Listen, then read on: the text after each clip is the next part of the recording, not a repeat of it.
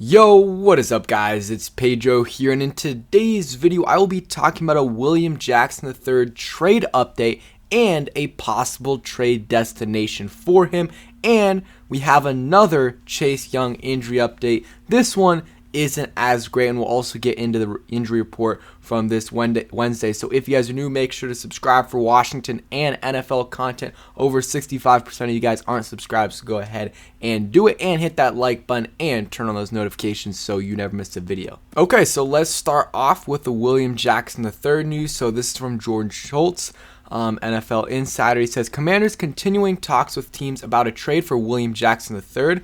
Sources tell The Score Jackson signed a 3-year, $42 million contract before the 2021 season. Although we don't see a ton of in-division trades, I wouldn't rule out the Cowboys after the Jordan Lewis injury. So that's interesting. That's one possible destination. And, with a lot of players, usually don't want to trade in the division.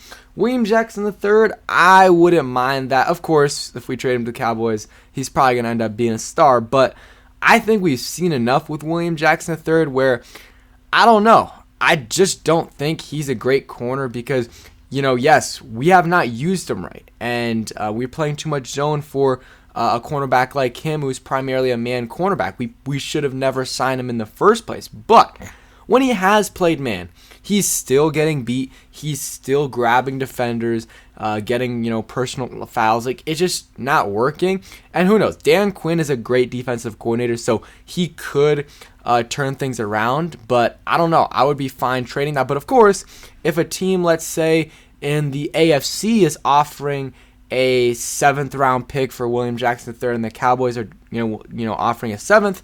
I'll take the AFC team just so we don't have to worry about William Jackson III in the future. But if the Cowboys are offering like a 5th round pick and the AFC team's offering like a 7th and a 2023 7th, I'll take that 5th round pick for sure over the 7th and the future 7th. So if they're offering more than another team, I'm more than willing to give up William Jackson III to them, because also, we're going to be getting, any trade we can get with William Jackson III, I'm doing, because we'll get hopefully a draft pick, and also we are saving money. We'll be, save a little bit money this year, but more importantly, we'll save, a lot of money the next year, and that'll just free up a lot of cap space for us. Like next year, we'll have a lot of cap space if we want to, possibly getting rid of William Jackson III. Carson Wentz isn't on the books at all next year, so we'll be in a good situation there. But it seems like there's several suitors for William Jackson III. That's what Ian Rappaport said when, it first broke that he requested a trade, even though William Jackson III said that is false. But I think we can read between the lines and kind of see that he requested a trade. He wants out because ever since that report came out, he hasn't played. And, the back injury, sure, that might be a thing. I think it's BS. I think he's not, if there was a playoffs or if he really wanted to be here, I think he would be playing right now. I really do.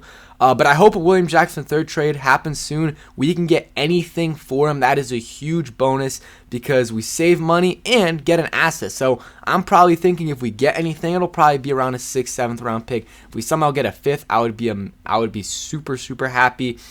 And and I wouldn't be surprised as well if we can find a suitor that if we just release him, because I don't think he's playing another snap here. At least that's my thought. But hopefully we can get something done and move on from William Jackson III. So Chase Young update it's not a great one. Chase, so this is from JP Finley. Team source says no setback, but don't expect the clock to start today. Team wants to be cautious and have one more doctor visit. If all goes well, Young likely practices next week. Commander's focus is not rushing it back. Here's the thing that gets me a little bit confused. They said no setback, but on Monday, JP Finley with the same tweet from a source said, or not even a source, he said that Ron Rivera told him that it's very likely that they start the clock on Chase Young this week. And they didn't. So, maybe nothing happened and they're just, want to be extra cautious. Or maybe they went to the doctor visit and, the doctor's like, okay, we could use another week before you practice. But either way, not great news. And I understand you don't want to rush a guy back. You want him to be back when he's 100% healed from the injury. It's just frustrating that I just want the guy back in the field. But I totally understand why they're not rushing him back. They don't want him to be re-injured or just not playing 100%. And then people are like, why is Chase Young not getting any sacks? So I understand it, but it's just a little frustrating how, last week they're kind of saying he's going to start practicing this week and possibly playing against Indy. And now it's looking like he's not going to practice this week. So, and he was, out there without a uniform doing some, drills and stuff or practicing or stretching. But it's looking like, because Rivera said to JP Finley on Monday that, Chase Young's clock likely will be started this week, but he won't play because he wants him to get more conditioning. So if that's the case, then that might mean he gets his clock started next week, but he doesn't play against the Eagles. He'll play the week after that. So it could be middle November before we see Chase Young, which is unfortunate. It is what it is at this point. Just want to see the guy back in the field, 100% healthy. And the D-line's been, good without him. They have been, but now that we're starting to win, it's only 2 games in a row, but it is a win streak. It would be good to see him back on the field, but hoping for him to have a, smooth rest of his recovery. It's almost been a year at this point from the ACL injury, but it is a little bit of a more complicated injury and surgery that he had, but hopefully we can get Chase Young back on the field soon. The defense is playing well, and I think with Chase Young added there, it'll be even better. John Keim just quote tweeted, it says, a delay in plans are being extra cautious with him, and again, makes sense 100%. So, other injury news, so Sadiq Charles out with an illness.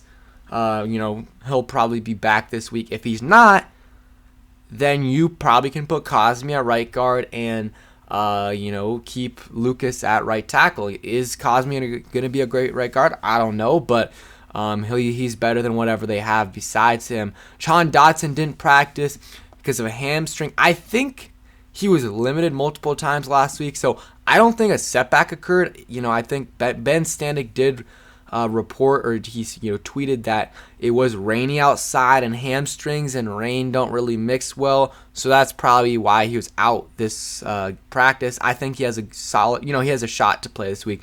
William Jackson III out because of a back. Cole Holcomb out with a foot injury, and not, hopefully he's all good there. We'll see if he's out tomorrow, then that's something to really monitor. Cole Turner concussion, we saw happen in the game. Unfortunate there. De'Ami Brown limited with the groin. Logan Thomas limited with the calf. Jonathan Williams limited with the knee. And Cosmi was full, so that's good. So it looks like we're at least going to get Sam Cosmi back. And with those limited guys, if we can get De'Ami and Logan back, that would be a little bit of a boost. Logan Thomas a little bit more than De'Ami. And then out of the DMPs, I expect Sadiq Charles to be back. Cole Holcomb, really don't know, but he will probably be back. William Jackson III, probably not. Cole Turner, who knows? And Jahan Dotson, he's missed, what, is it 3 games now? I think it's been, the Bears, the Titans, and the Packers game. So I think he will be good to go for this game, even though he was questionable last week. You give him an extra week, and it's nothing much, but it is a 4:25 game. It's a little bit later. I think he probably will play, but we're gonna have to see. If he's another DMP tomorrow and the weather's good, that's when you're like, okay, he's probably not playing.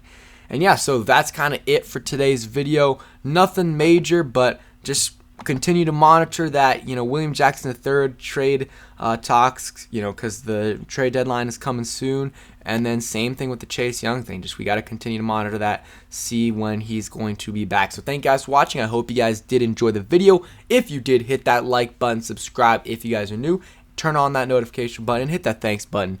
Would be really appreciated. Peace, guys.